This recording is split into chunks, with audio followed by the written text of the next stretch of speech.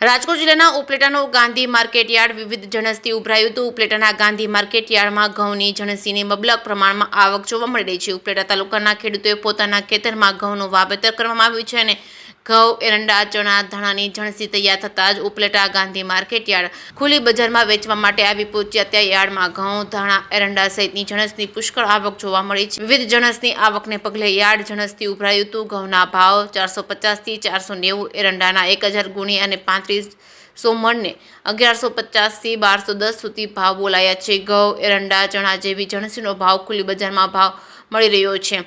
જેકેએસમી ગુજરાતી સાથે અર્શી આહિર, ઉપલેટા. મારું નામ ઈશ્વરભાઈ ચાંગેલા, ભોલગામડાના ખેડૂત. અમે આજે માર્કેટ યાર્ડમાં ઉપલેટામાં ઘઉં અને એરડા વેચવા આવ્યા છીએ.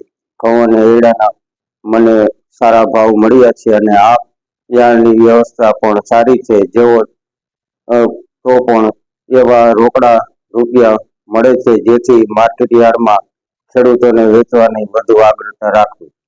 મારું નામ રાજ ઘોડાસરા, ઉપલેટા માર્કેટિંગ યાર્ડના સેક્રેટરી છું. હાલ વાત કરીએ તો અત્યારે ઉપલેટા માર્કેટિંગ યાર્ડમાં ઘઉં, ધાણા, એરંડા જેવા જણસોની સારી એવી આવક થઈ રહી છે.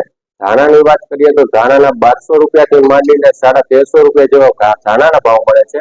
ઘઉંના 20 કિલોના ભાવની વાત કરીએ તો 450 થી 500, 550 રૂપિયા જેવા ઘઉંના ભાવ મળે છે. અને એરંડાની દરરોજની 800 થી 1000 ગોળીની આવક છે અને એરંડાના 20 કિલોના ભાવ 1150 થી 1200 રૂપિયા જેવા ભાવ એરંડાના મળી રહ્યા છે. ઉપલેટા માર્કેટિંગ યાર્ડની અંદર સારા એવા ભાવ મળતા હોવાથી ખેડૂતો પણ વધુ પ્રમાણમાં આવે છે અને ક્યારે પણ કોઈ પણ જળસીની આવક ફૂલ હોય અથવા વરસાદી વાતાવરણ હોય જેવું કોઈ પણ આગાહી કરવામાં આવેલી હોય તો અગાઉ જાણ કરીને ખેડૂતોને જાણ કરવામાં આવે છે, કારણ કે ખેડૂતો કોઈ હેરાન ન થાય અને પરેશાન ન થાય. એટલા માટે ઉપલેટા માર્કેટિંગ યાર્ડ ગમે ત્યારે ખેડૂતો માટે એની ટાઈમ ખુલ્લું છે અને ઉપલેટા માર્કેટિંગ યાર્ડમાં ખેડૂતોને સારી એવી સવલતો આપવામાં આવશે.